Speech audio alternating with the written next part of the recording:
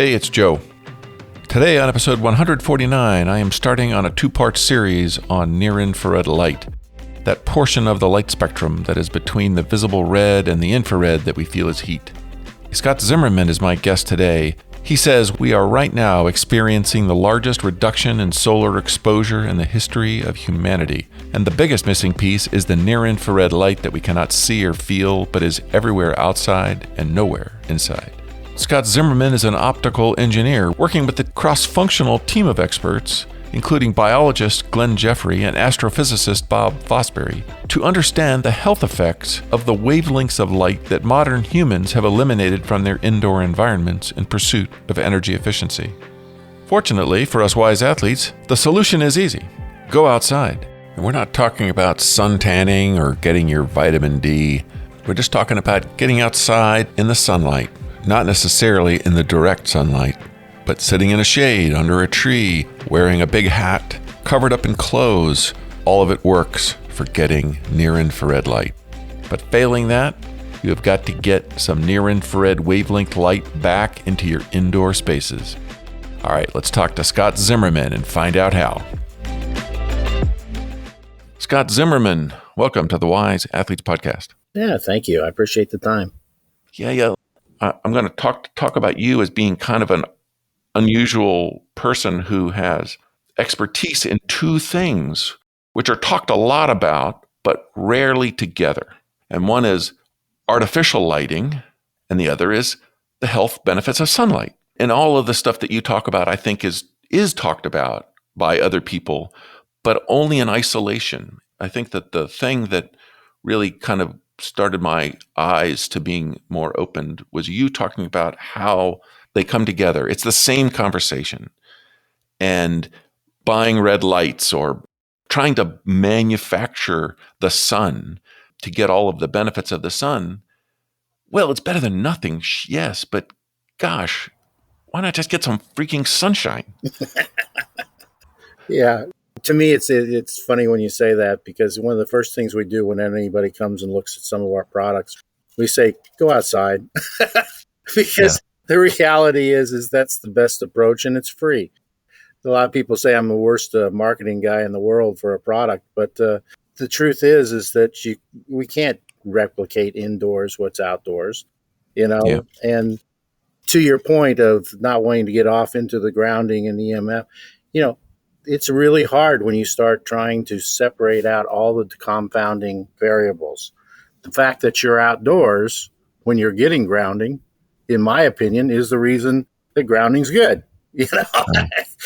I could believe that. And there's just so many of those things where everybody wants to find that one thing that's going to make I'm going to live forever and I'm going to never have a sickness or anything like that. I'm afraid that just doesn't exist, because they all kind of compound on top of each other in different ways, and certain people react different ways to things. And what I will say is that when I first started doing this, looking at, sunlight, and we're still trying to actually define what sunlight really is, because as much as everybody thinks they know what it is, there's a lot of subtleties that are built in. And that's what's been so interesting about working with Bob Fosbury and Glenn Jeffrey and Roger Seaholt, is that we're all bringing different things to it. I mean, Bob's an astrophysicist. I'm an optical engineer. Glenn's the world's expert on the eye, biology of the eye.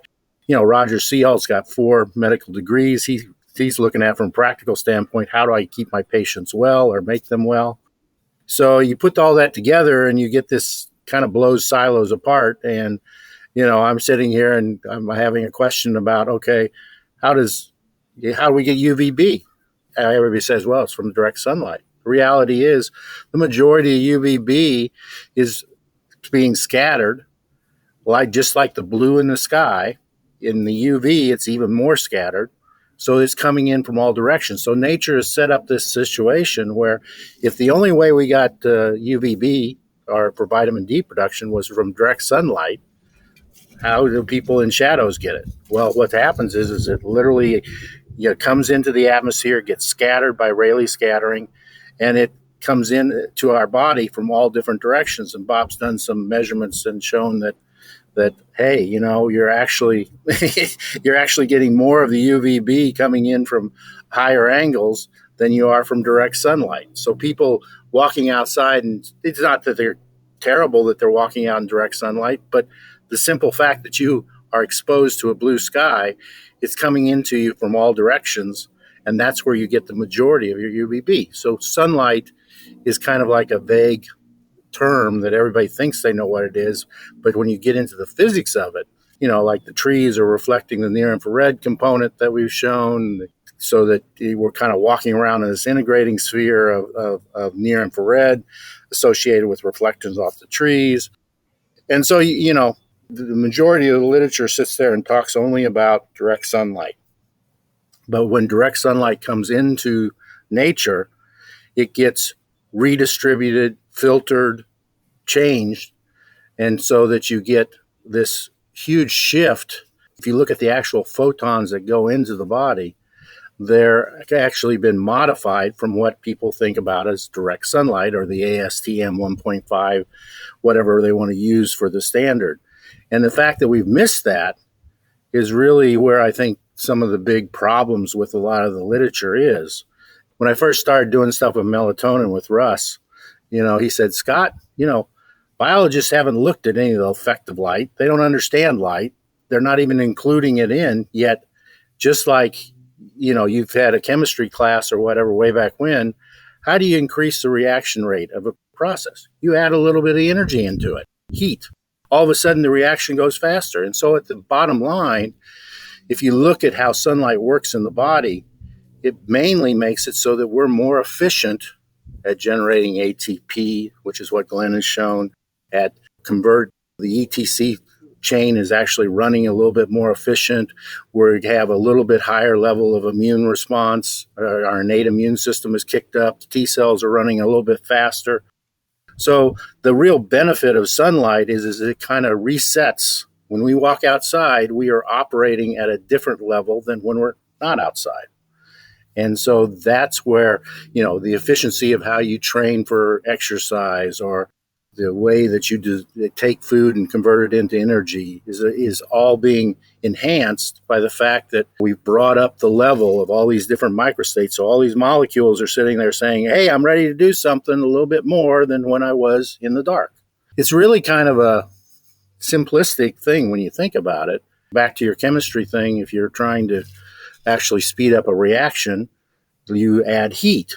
Well, there's a difference between heat and sunlight in that the quality of those photons is actually higher efficiency than just trying to add heat in. Awesome. Okay, let's start then. I'm not faking this. I am an older athlete. Yeah. I am just trying to figure out how to be as healthy and as good an athlete as I can and live as long as I can. All of the value that I get out of this is from learning, and I get to talk to the smartest people in the world. I appreciate that. And then please, I'm just an optical engineer. One of the things I've been blessed with is that there's a lot of people out there who are experts in certain areas that have been willing to talk to me, because the idea of looking at, as strange as it may seem, nobody had really looked at the optics of the human body. We didn't understand how light was propagating in the body. You still are arguing about basic things in that. And there's very little, especially when you get over into talking about people with darker skin color or gender or any of these other things. There's huge differences optically between a man, a woman, a child, someone with dark skin, someone with light skin. That's why I find so interesting and almost humbling about the whole optics of the body is that nobody really looked at it, to be quite honest, and only in a very superficial manner. One of the things that's, I think, an obstacle to the science emerging has been just sort of how biologists are not physicists, and they don't know enough about physics to see how physics can help. You go down this path as we do in everything, where all models are wrong, some models are useful, and there probably should be something tacked onto the end of that says, and the ones that are useful sometimes stop being useful at some point. let's say you're using a map about the terrain, but you're trying to find rock holds for climbing up a cliff. Well, now you're at a level of granularity that topographical map just can't help you. So now that map that was useful is not useful anymore. And so now that we've got better instruments and we've got people who, like Bob, who know physics getting into this space, they are bringing things to bear, information to bear that just wasn't there before or wasn't understandable by the people who never studied any of that stuff. And so this whole quantum thing, has been stolen by all of the fakers on the internet trying to sell something. That doesn't mean that there isn't some truth to it, but a lot of it gets into the woo-woo and it's, just, buy my mat or whatever. I'm going to ask you to tell us about yourself, but for the audience's sake and for my sake, I wanted to start by just saying that I am late to the sunlight is health party. I grew up in South Florida, so I grew up in the sun. I never questioned the sun. The sun feels great. I love the sun. I see the sun. I feel happy. So I never thought sun was bad for me, but still, sun being a health thing, I don't know about that. And that's just because I'm sort of a conservative person. I don't let myself believe things that I can't really understand. Yeah, I bought into the whole vitamin D is good and I should have enough vitamin D.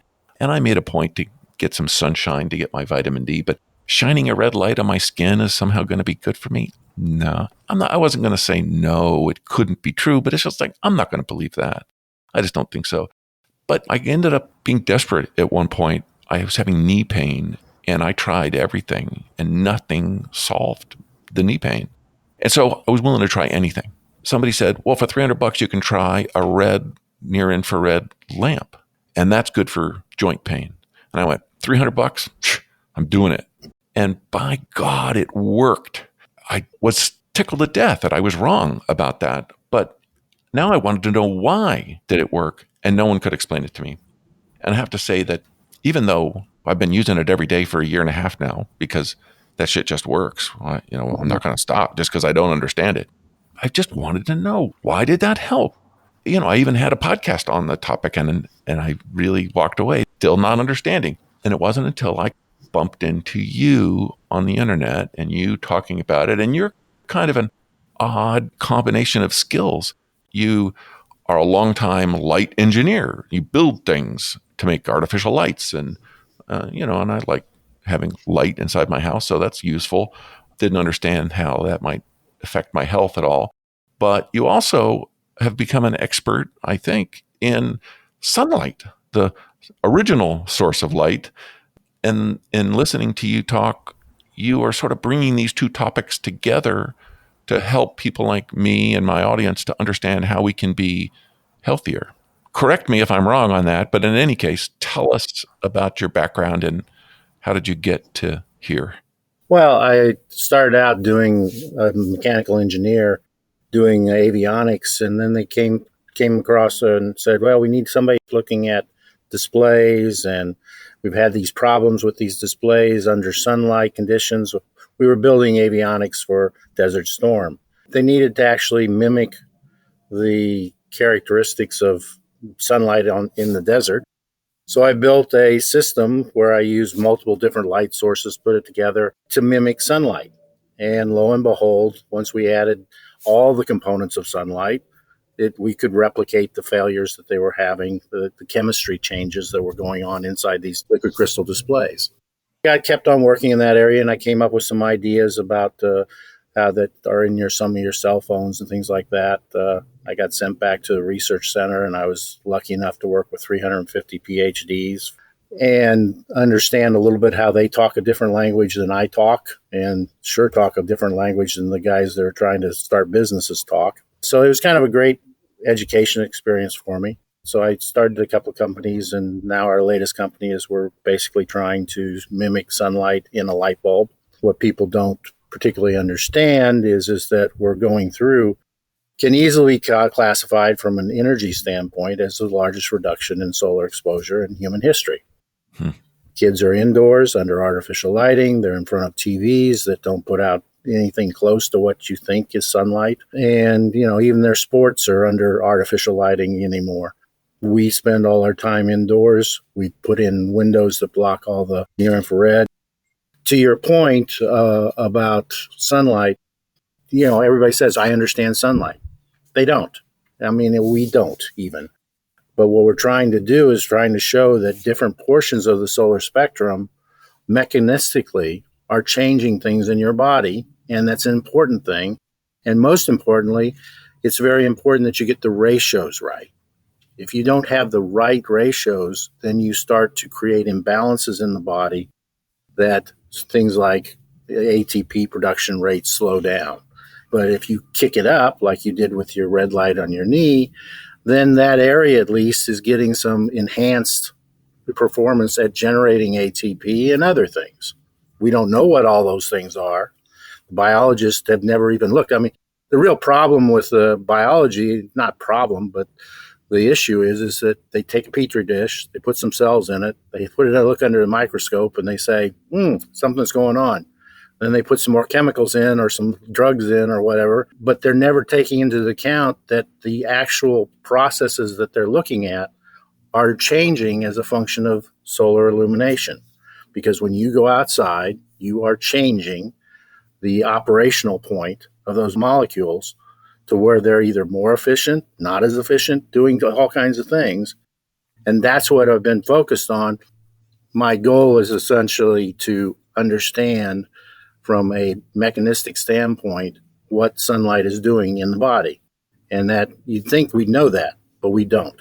And that's what's been so great about working with Glenn and working with Bob is they're bringing in, Bob's looking at it from an astrophysicist standpoint of how light actually propagates and where it goes and reflection and measuring and, transmission in the body and things of that nature. And Glenn's looking at biologically, saying, I can't do anything in a petri dish. I got to go get some people. And he starts taking people and, shining light on them. And all of a sudden things are changing that he can measure. If I can take anything away from this whole conversation that we have is that the number of processes that are going on in the body simultaneously. When you read a paper or something like that on red light therapy or whatever, they're focused in on one biomarker. Imagine that the body is doing thousands of those all the time at the same time and trying to get to some point where we're happy, we survive. That's the thing that's so cool about what's going on. Because every time you turn around, melatonin is enhanced here, melatonin is dropped here, cortisol is increased over there. These aren't just happening individually, they're happening simultaneously. And if you get those things out of whack, which is what I believe is what's happened by getting the ratios of sunlight, the different parts of the spectrum, because each part of the spectrum is doing something different to some process in the body, then you start creating a harmful situation.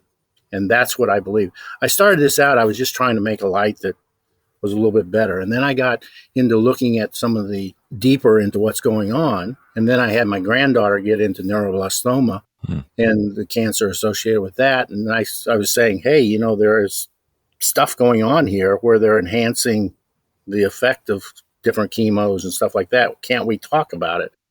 Nobody wanted to talk about it. So my wife and I have kind of made this our mission to kind of go in and try and understand some of these mechanisms. Because, if we can do anything to even enhance a little bit the effects of some of the chemos and things like that, that's my end goal. But in the process, I have to actually make money and do something. And fortunately, I've been able to team up, like I said, with other people that are real experts in the field and combine it with what I do in the optics side. And so that's kind of the end goal. And I have 85 issued patents, and so I do know how to invent a few things. It's been, to me, about the most humbling thing I've ever done because there's so little that we really understand about what's going on with the body and sunlight, even though it's been with us forever. Yeah. I guess I'd characterize you as a synthesizer. You bring together the expertise of specialists, and then you figure out how to engineer it into something useful. Well, I think to become the world's expert at one particular thing means that you have to essentially ignore a lot of other things, in my opinion. Sure. There's very few people that are still generalists. and I consider myself a generalist from the standpoint I'm an engineer at heart, but I can talk the language of the people that are a whole lot smarter than I am, and they can explain it to me in terms that we're kind of having this conversation now, that gets us one step closer to understanding the real mechanisms going on. And I think what's so exciting right now is that there's all these new biosensors coming on. You're going to be able to continuous glucose monitoring and all these other things that are coming online. People can then now judge the effect. You did the red light therapy on your knee and you found an effect. Yeah. That could maybe be great. It makes great for you.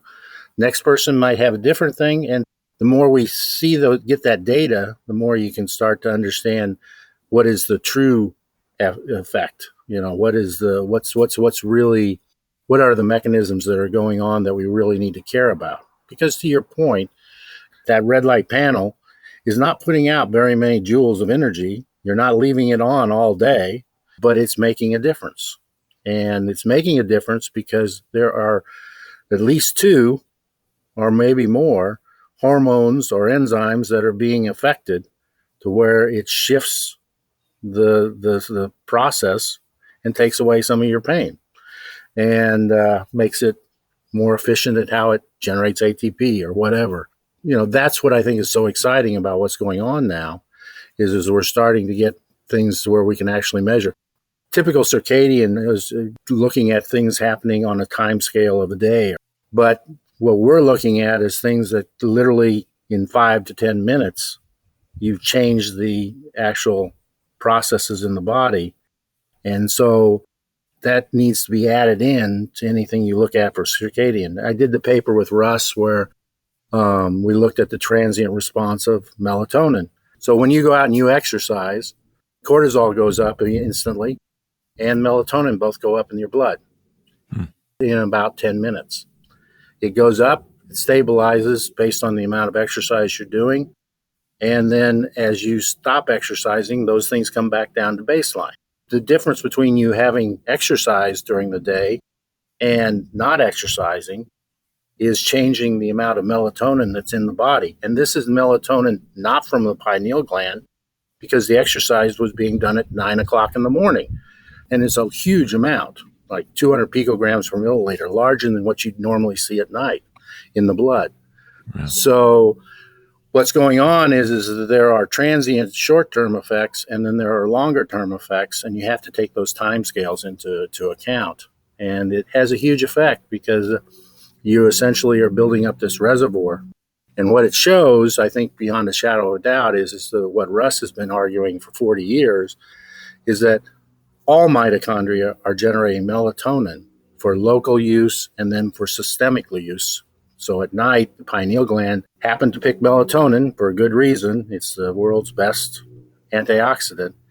And it's doing that because the brain still needs to function while we sleep and is generating 80% of the energy usage that it normally does. So the pineal gland is pumping melatonin in to essentially deal with all the reactive oxygen species being generated in the brain. And a little bit of that leaks out into the blood, goes into cells that are hurting a little bit. But each one of those cells, trillions and trillions of mitochondria, are generating melatonin all day long. It's just being consumed in the cells rather than being pumped around out from the pineal gland.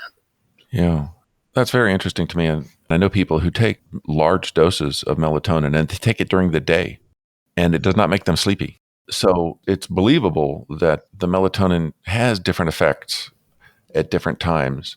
I wonder if melatonin has always been an antioxidant and more recently became a sleepy effect on our brain.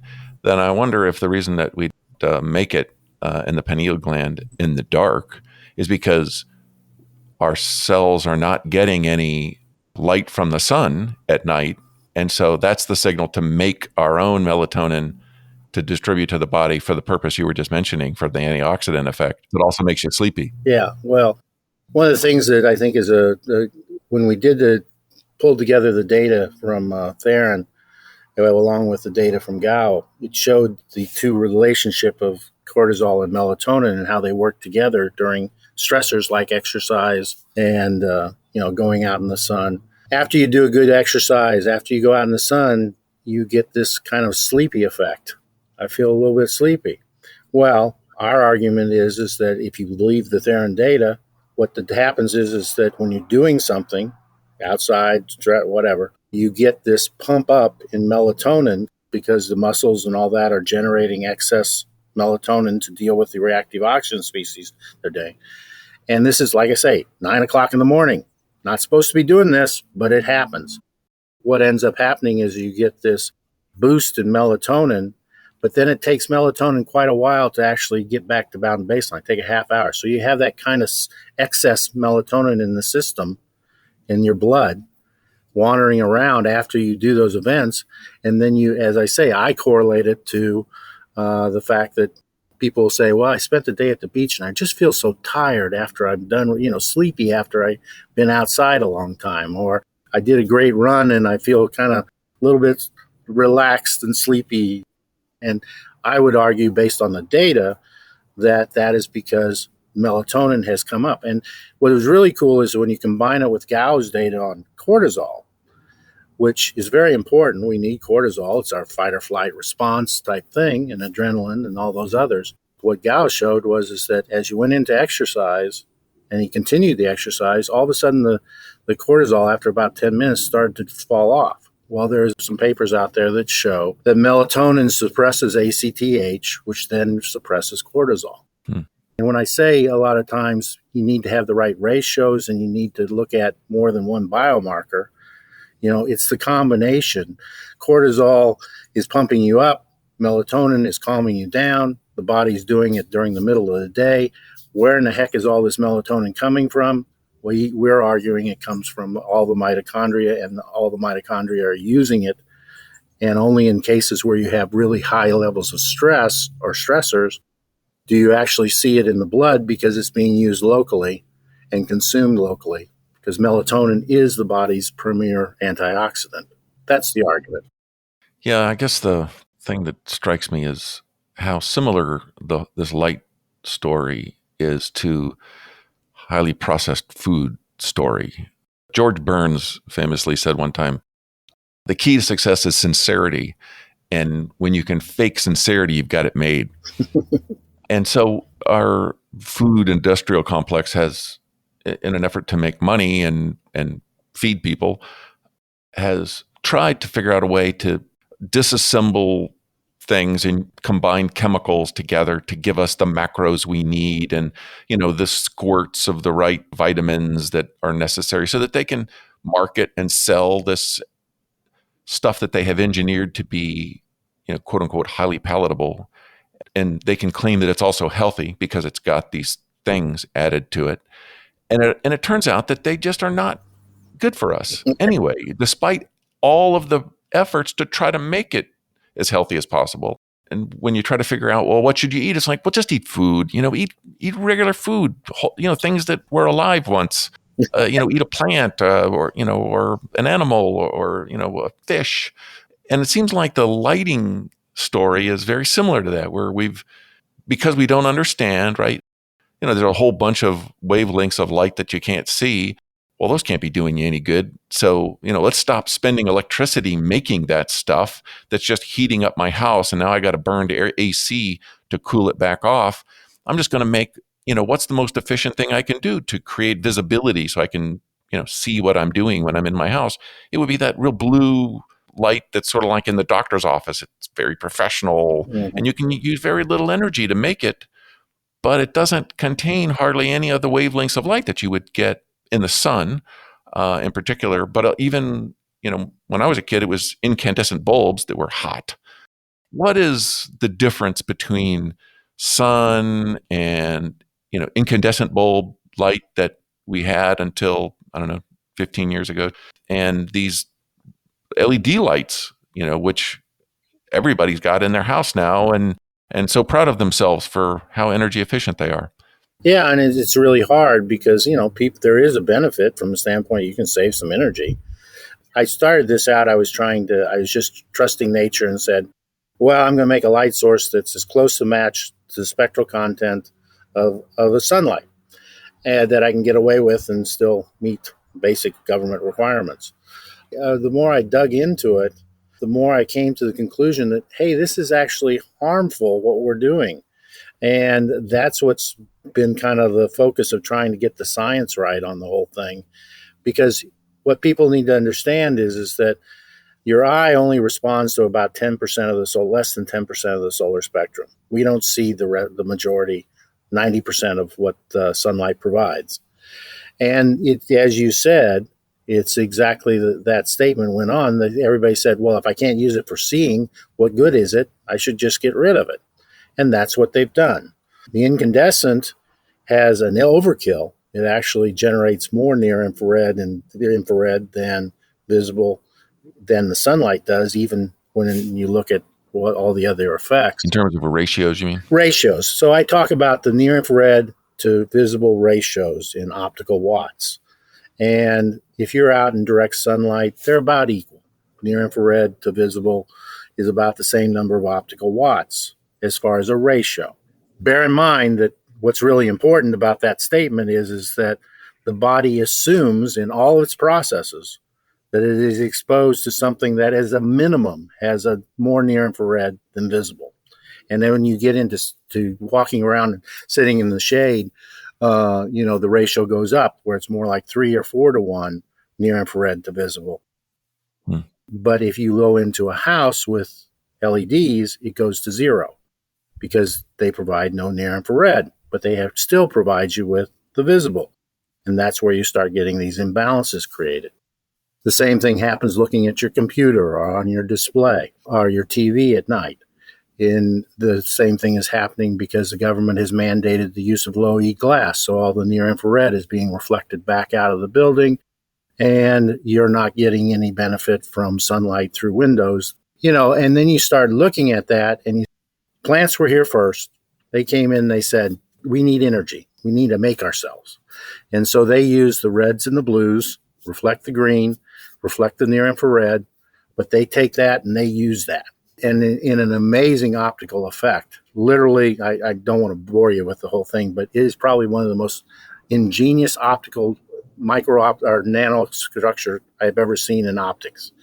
Literally, there are little, what they call periodic structures that are localizing the reds and the blues, just those wavelengths needed for chlorophyll A and chlorophyll B, into the leaf area where it needs to be.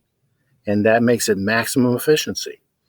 And so why would it be maximum efficiency? Because photosynthesis can only occur within a very limited temperature range. So the plants have set up a system where they are just extracting those two small areas that they need in order to survive, and they're rejecting everything else to keep the temperature of the leaf within a range that makes for photosynthesis secure. The most amazing optical thing I've ever seen in my life.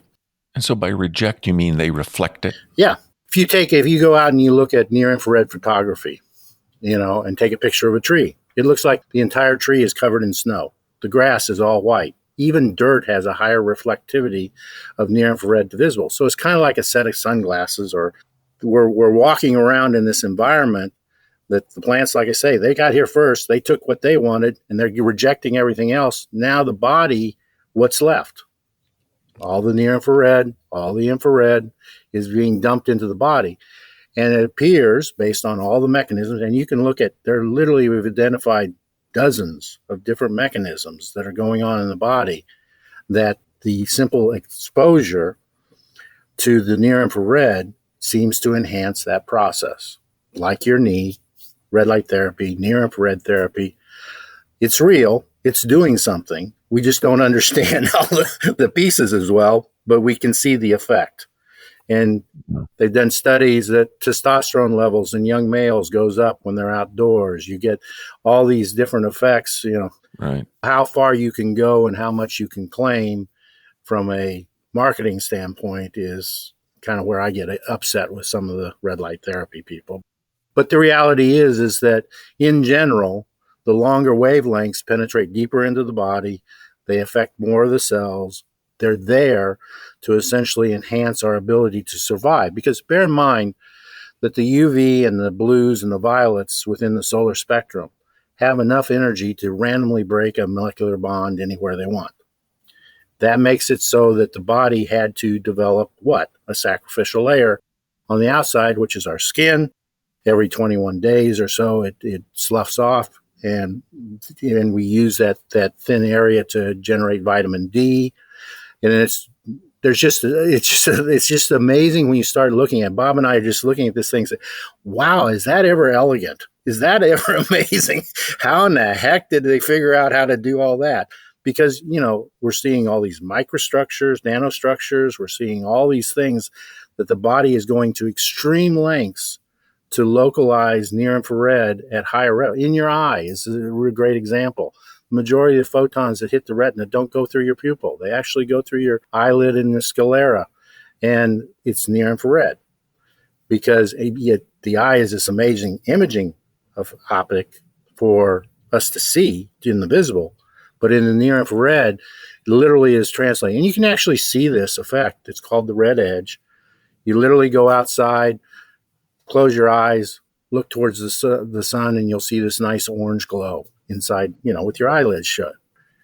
And that is this edge, and it goes all the way out to 1,200, 1,300 nanometers. That's a transmission window. But literally, because of the geometry of the eye, you get a 10x to near infrared to visible at the retina when you're outdoors in sunlight. Again, when you're indoors, it's zero because there's no near infrared. Right. Well, and I guess there's going to be a measure of faith here because, as you said, we don't really fully understand how it is all working.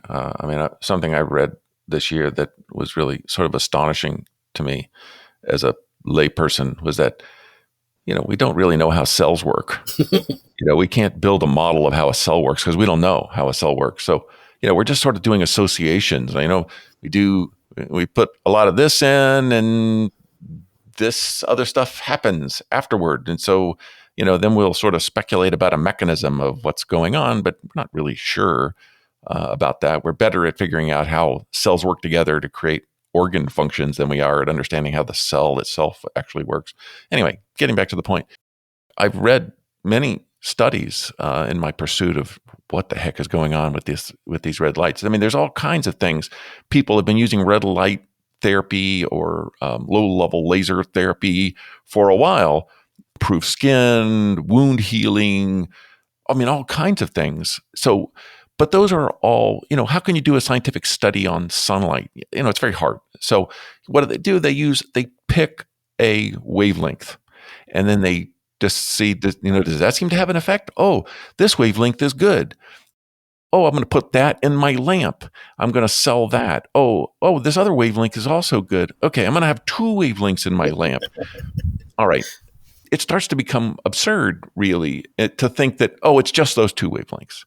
It's the sunlight that is what matters. And so, getting back to, should we eat reassembled chemicals into highly processed foods that taste really good and include all the things that we know are healthy?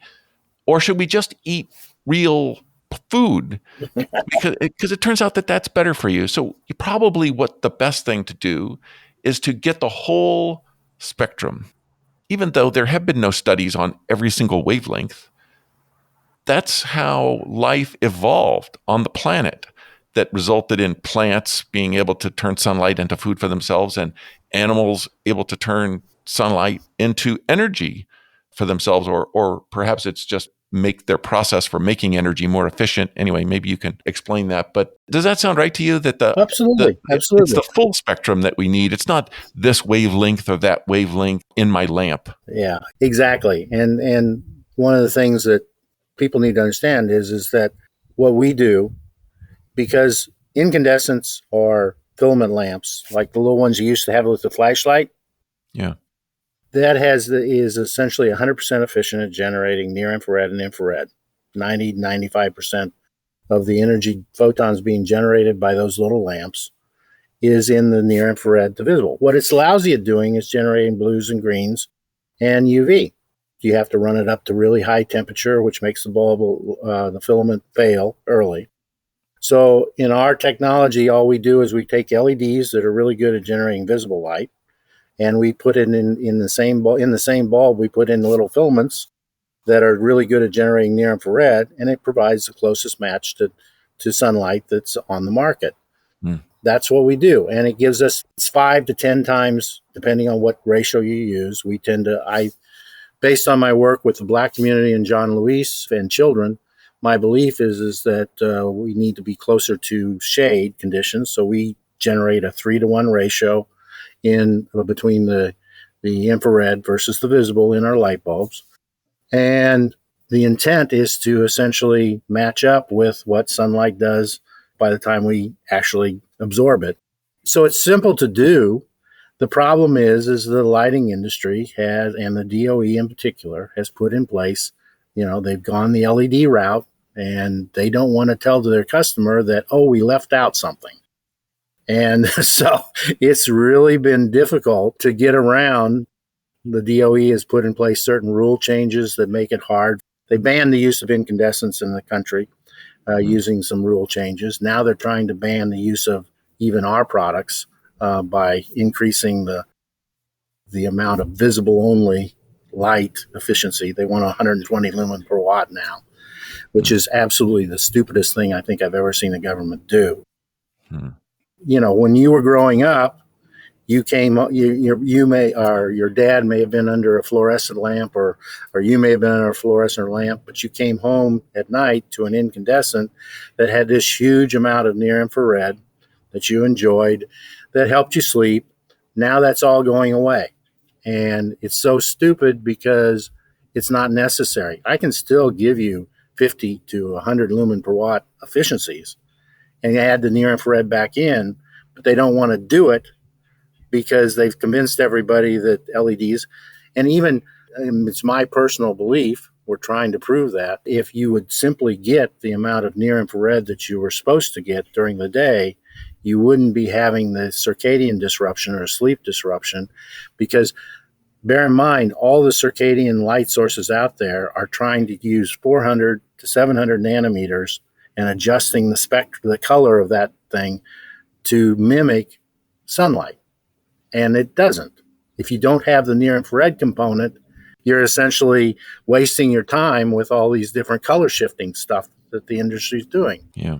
That's kind of the problem we're trying to address is that we can easily do it. The technology's there. It's not hard to do. And we could even add a little bit of UV in and still have some reasonably efficient light sources. I ran into this one gentleman at one of the big glass companies, window glass companies.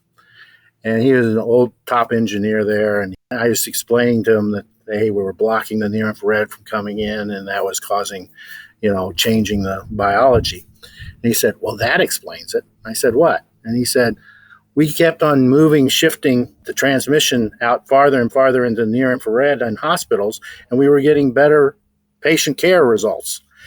And he said, we never knew why, but it was doing it. But then we hit the limit that the government said we couldn't provide, we had to block the rest. And so we couldn't go any further. So, we've almost created this artificial environment. It is probably the worst environment that anybody could possibly come up with, all driven by this need to save energy. And unfortunately, the reality is, even worse, is that by switching over to these higher and higher efficiency LEDs, people are just putting more lights more places, and we're not saving any real energy. Yeah.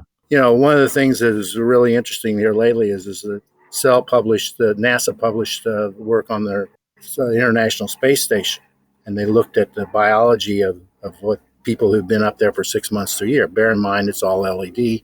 It's also microgravity. It's also a lot of other stuff. What they found is that these people were accelerating aging because their mitochondria were degrading in that environment. We're seeing similar effects in submariners. As Bob likes to say, it's kind of like we have the modern day scurvy, going on, and all these people working at night, if they were simply getting more near infrared and infrared, the industry is basically, especially the red light therapy, they're using sources that are readily available. Not that they're the optimum sources. That's what's available. They can get these LEDs in these particular wavelengths, and they can put 2 or 3 of them in, all that. With an incandescent like we use, you go from 700 out to over 3,000 nanometers, and there's all spectral content throughout there, just like you get when you're out in sunlight. It's easy to do. We can fix it if we want to. The government never should have gotten involved in the thing in the first place. They've been much better off if they just tried to figure out how to convince people to turn their light off occasionally. It's a little frustrating, to be quite honest, because it's not like this is hard to fix. Yeah. Well, and one of the things that people are really hot and bothered about right now is the blue light and the evils of the blue light, and you've got filters on your glasses that you pay extra for, or you wear orange glasses at night to try to block the blue lights and things like that. What do you think about the blocking of the blue? I feel sorry for blue. I mean, it's being picked on. I mean, yes, I totally agree. If you're going to be sitting indoors and you're going to be stuck in front of a computer for 8 hours, even into the night, or watching your TV, then the source that you're looking at needs to probably be attenuated in the blue. But you walk outdoors, you're getting orders of magnitude more blue in a blue sky, because that blue contains mostly near infrared. You don't see it, but it is mostly near infrared. And Bob did this really great thing where he's an expert at spectroscopy.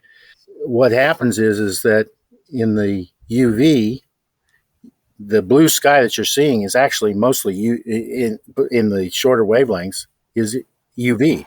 It's UVA and UVB. It's coming at you from all different directions at levels that would be considered dangerous by if you were just looking at it individually inside under normal conditions or under those kind of conditions.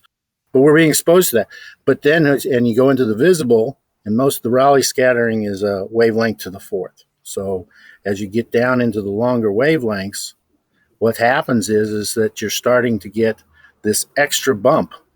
It's the reflection of the green grass and the leaves up into the atmosphere and coming back down. So you get another secondary enhancement of near infrared. Always, like I say, nature is always trying to, you're never exposed to visible light and UV light without an excess of near infrared. That is exactly the opposite of what occurs indoors. Is that protective? Absolutely. I mean, I think that you look at, that's one thing you can do with all the literature associated with photobiomodulation and all these other things. They're all showing that the longer wavelengths have a positive influence on certain processes. And we know the other way, UV and blue are capable of creating negative consequences. But if you get them in the right balance, then everything, we survive 100 years looking at a view of blue sky.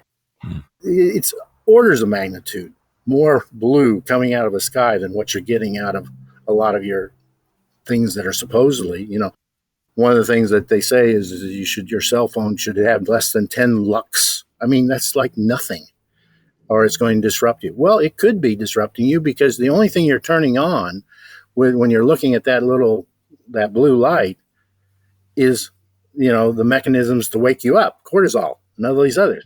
Professor Ray did a study where he looked at, just 800 lux of white light. And he showed that within 30 minutes, cortisol levels had gone up like 30%. So these things are turning switches, and they're supposed to be done together, and we're only doing one, and that's what's causing these imbalances that get in the way of what we're doing.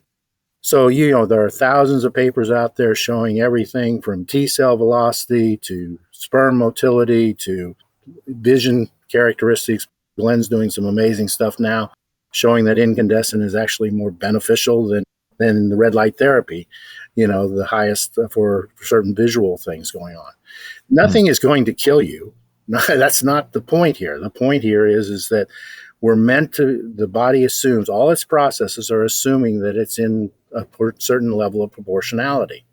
And what we've done is done the worst thing you could possibly think of. We have eliminated the, as you say, protective characteristics of sunlight, the portions that do the good stuff.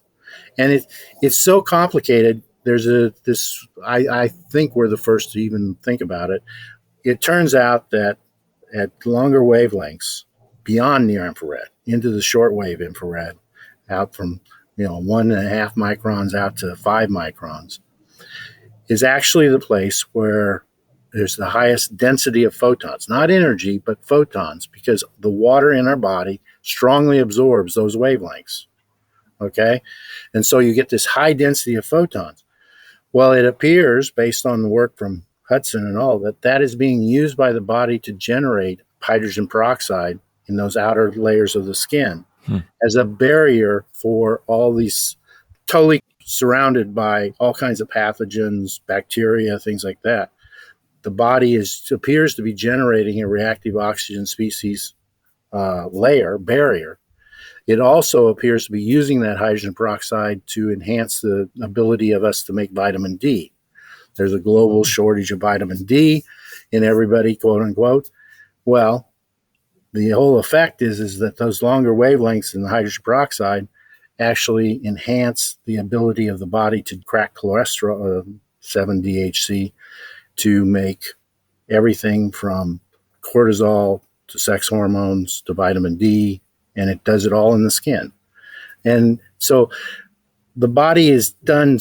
We keep on doing these experiments. We take one wavelength. Oh, this is a good thing. But the body seems to be saying, okay, I'm going to take these chunk of wavelengths. I'm going to use this to enhance this process at the entirely other end of the spectrum. Yeah. And so when we start screwing around with those things, that's when we start creating these issues for people. And it's exactly like you say with processed food. Down deep into that thing of things that they got rid of were some important stuff, Right. Maybe we still don't even understand what it is, but it's having an effect when we get rid of it. Absolutely. And unfortunately, we're so focused on one issue, lumens per watt, or, efficiency of the air conditioning system or whatever. And I'm heartened because while the DOE doesn't have a clue what they're talking about and doing anything like that, the architects and people of that nature are starting to wake up and saying, hey, this is hurting my customer, or may be hurting my customer. That puts me at a big risk. Unfortunately, like I say, a government gets involved where they get oversimplified and don't understand the science, and people then start marketing like crazy that you're gonna save the planet because you put in a bright blue light, but you're going to be at the hospital 10 times longer or quicker than because of it. It's my opinion. Well, and so people who are worried about cancer, right? I mean, we've been getting warnings about skin cancer, getting too much sun, and it also causes wrinkles, which I'm somewhat familiar with. What I've heard you say is that for the near infrared light, you don't need to be in direct sunlight. It'll go right through your clothes. It'll go right through your hat. Sit on your front porch in the shade under a tree. You'll get what you need in the shade. Absolutely. In fact, you'll get a better ratio. Bear in mind that our body is designed to take almost 9 orders of magnitude change in intensity from direct sunlight all the way down to a dark night. And even then, that dark night is not zero. It's a real number of photons still going on. But when you start doing things like building a tree house, great thing for a kid to do if he doesn't fall out and break his leg like I did. But, they're in the environment where the maximum ratio of near infrared to visible is. When you're going and working out at a gym, unfortunately, you may have a great window view, but it's blocking all the near infrared from coming in, blocking any of the UV from coming in. Yeah. And like I say, I think that it's very clear from the data we have so far that in combination, the body is well adapted to be able to handle exposure to sunlight, but we also have enough common sense to go and sit down in the shade in the middle of the afternoon. My grandpa was a dairy farmer. He wore a cotton shirt, long sleeves, overalls, had a straw hat, and when it came time for lunch, go sit underneath a tree. Cotton shirt was blocking the visible portion and the UV portion, but it was letting a ton of near infrared through. It's essentially transparent. And that's what I think is so cool about the more you look at the different parts of the spectrum. Mm. And that's the end goal, in my opinion, in this whole thing, is to try and get the idea of light and what light generates back into our indoor spaces so that we can actually have a lower probability of transmitting diseases and receiving diseases. To summarize some of that, I think people will have gotten it by now, but just to be sure, that the red end of the spectrum stimulates the mitochondria to function more efficiently, to make more energy and make less reactive oxygen species when it makes energy. It also stimulates the mitochondria to make melatonin to offset the reactive oxygen species that it is making. And I suppose if it's not getting the melatonin, then it's using a glutathione or some other antioxidant that it's got a limited supply of. Yeah, and I think that's where, there are only 4 papers that I know of that actually measure hormone levels in real time during a stressor. Everybody else is, when they do circadian, they put somebody down on a bed, they get them nice and calm, they don't let them do anything, no exercise, no nothing. And then they go in and they start measuring melatonin through the night, and they can see the response. I'm not disagreeing that there is a response, that it's kind of like a wish list for the body. But if the minute you do anything, all of a sudden melatonin's coming all over the place, in the very high levels, in your sweat, in your saliva, in your plasma, all these things are shown. And so where's it coming from? Well, the one thing that the one set of data that we have really, or a couple set of data, during exercise, where the muscle cells are very intimate with the blood, system, there is this huge peak, almost like I say, within 10, 20 minutes, you get this huge peak in melatonin in the blood and cortisol at the same time at 9 o'clock in the morning. Where did it come from? It didn't come from the pineal gland. Maybe it could have come out of the gut, but if you look at it, it actually stabilizes after you get into your exercise. And then the minute you stop, all of a sudden it comes crashing back down. And we're talking huge numbers that are, that are bigger or same as what you're getting in circadian. So I almost look at circadian as being a symptom of bad solar hygiene. We're not getting the stuff we should have. If we had gotten that, so it appears that the body always ends, a stressor with an excess of melatonin, and that's where you get this sleepy feeling at the end of these things.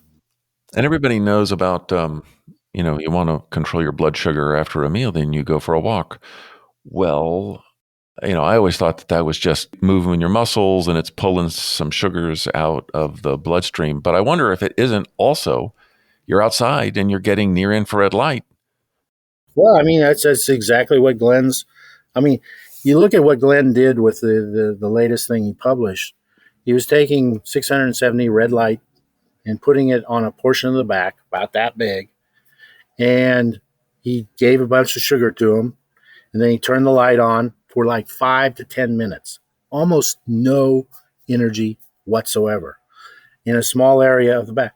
All of a sudden, systemically, he's seeing this drop in the glucose level in the blood that carried on. And then on top of everything else, he measured the CO2, which is a gauge of the efficiency of the ATP, and saw it go way up. So, it doesn't take much to cause the right thing. He's hitting it with something that is causing a positive effect on a systemic level. And then what is really amazing is that effect appeared to go on for several days. So it's kind of like we're kicking over a catalyst or an enzyme or something like that once you get it going, it kind of has this. I think it's similar to what goes on with melatonin. The body wants to get, you can't have cortisol get out of control. If it goes nuts, you've got a real problem. But the melatonin appears to always be a little bit excess, and then to kind of squash things back down. If you think of it just from a simple control standpoint, If you have some event out here on your arm, you get a puncture or you get a whatever, the idea that there could be I did something, the systemic response, that's not what happens. There's a local response that occurs first. And then eventually you get to a systemic response, because the reality is what I need for this one little spot, I don't need over here. So the control systems, there's these layers of control systems where they have feedback loops and they're running in the body. To get those out of whack, is what can cause some of the real problems, is what I believe. All right, Scott, I think we've painted the picture here. There's tons more for people to learn about if they want to. Where would you send them? Well, we're trying to put together some more papers to publish on what we're doing, but it's hard because so much of I don't believe that the red light therapy, I personally, to fix a problem, I have no problem with it. My big concern is that everybody's going to jump on the bandwagon of getting these big monster panels with 850 nanometers, and I'm very cautious about some of those, because unlike, it's kind of like a headlight. You look at a headlight, you glance away. You look at sun, you glance away. But in these near infrared panels, a lot of them are set up to where you're looking at the emitters themselves, and you don't have a glance away response. So I'm really concerned that people want to understand, please understand that you can hurt yourself, with these things. There's a lot of blind laser jocks that looked at the path of a near infrared laser because they couldn't see it. And so I have some concern about that. That's why in our light source, we use broadband filaments. We put them all in one bulb, diffuse it, and all this other stuff. There'll be some more stuff, I think, coming out of the Guy Foundation. And probably one of the best is Roger Seaholt's MedCram videos. I know they're kind of long, but this guy's got 4 board certifications. He's like you, he doesn't just believe me. He goes out and he's pulled together some amazing papers and done some videos. They're long, they are extremely technical, but he knows his stuff. And, he's the one that's, I think, really been bringing this more to the forefront than anybody else. So Roger Seaholt on MedCram, and you can see there's probably 8 or 9 videos on our stuff. Yeah, I've seen those. Those are really good. And his stuff in general is really good. Yeah, he brings in a lot of really good papers that I had never even seen. And also, use your common sense. You don't have to go out and fry yourself under the sun. In fact, I'd say that's the worst thing you could do. You get in the shade, enjoy the beautiful day, do some of your exercise outdoors rather than always indoors, And if we're trying to figure out what to do with the DOE, I mean, they're basically mandating with these rule changes, making it mathematically impossible for us to put light sources into rooms and into houses that are healthy. And like I say, when I started this, I was just trying to make a healthier light source. Now I think I'm trying to prevent damage being done by what the industry is doing right now. So are these new rules in place now, or are they coming? The old rules were that you could still get significant highlight 3-to-1 near infrared to visible. They shoved it down just in the last few months, 120 lumens per watt, because they want to get rid of all the fluorescence. So rather than mandating fluorescence out, they put this lumen per watt restriction on, which basically means that the only thing I can do is about, match direct sunlight with 1-to-1. And just from a math standpoint. They totally ignored the science, and this is all politics as far as I can tell. Well, I guess what I was after was, is this coming next year and people can buy stuff still, or you can't sell stuff now? No, it doesn't come into effect until 28. Okay. No. Buy some stuff before it's gone. Yeah, I mean, they should. And I'm sure we'll find a way to get around it, because the DOE, there's always maybe some little thing to get around. But it's just, to me, it's frustrating, because, it's just like, how can you ignore all this information that's out there and just haphazardly throw everybody into this environment that's exactly the opposite of what occurs in nature. We never get exposed to this kind of situation in nature. Right. So tell the audience your company and how they would find it if they wanted to buy the lights that you sell? Yeah, I mean, it's NIRA Lighting, NIRA lighting.com. Great. We sell screw-in bulbs. I targeted basically screw-in bulbs because I believe that the poor part of the communities are the ones that are suffering the worst. So we're trying to get it into a form factor that everybody can just screw it in and use it. I don't claim for it to be perfect. I don't claim for it to do anything other than we match sunlight as close as anybody or better. That's because I'm just an optical engineer. But again, if people can just not be afraid of the sunlight, put a hat on, a straw hat. I did my grandpa's sold straw hat and measured transmission on it. And it was just amazing how perfect it was. I mean, some of the old stuff is much better than the new stuff. And so. Fantastic. All right, Scott. Well, this was really fun. Thanks very much. I appreciate it. Thank you. All right. All right. Have a good one. You too. All righty. Bye-bye. Hey, thanks so much for joining my conversation with Scott Zimmerman. Hope you enjoyed it as much as I did. And stay tuned for part 2 with Glenn Jeffrey.